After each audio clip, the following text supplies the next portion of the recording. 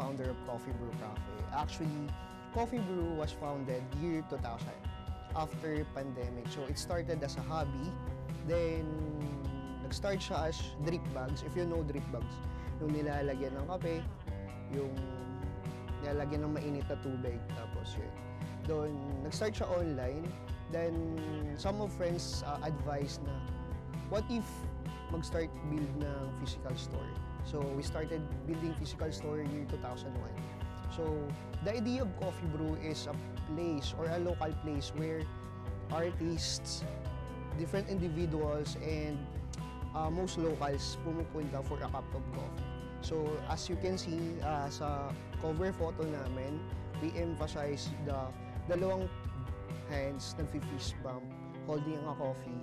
So may tattoo, and the other one is nagsusot ng suit. So right after 2001, nag-open kami. Then it became a place where, people, students, and hip-hop artists, and some local artists pumupunta dito for a cup of coffee and nagagather dito to perform and to have a place to para mag-usap, to communicate, and to display their works. The foundation of Coffee Brew as an artist's place is kasi ako artist din, so I paint and I also draw some paintings nandyan sa shop, nakalagay siya.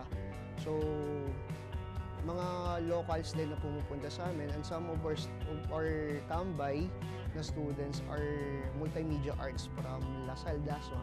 So ayun, nagagather sila for kape, tambay, and kwentuhan.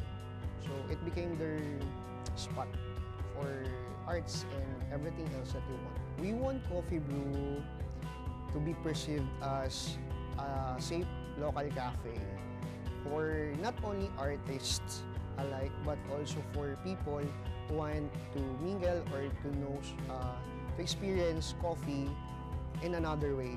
As you can see, meron po kaming mga ibang mga games dyan. We have arcade and other stuff. As you can see sa place namin, sa Coffee Brew, merong mga arts na nakahang sa wall. So yung mga arts na yon, some are from the baristas and some are mine, and some are from students and mga tambay na pumupunta sa cafe. So basically, lahat na nakadisplay sa pader are from local artists natin, students and local artists.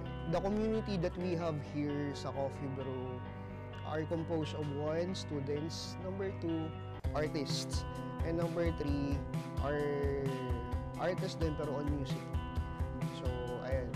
So sa relationship between the cafe and the arts or the artists signifies Coffee Brew as a brand.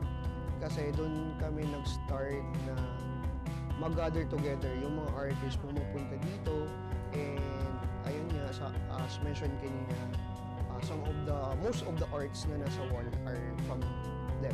So we are promoting sustainable arts by gathering people around who are into arts.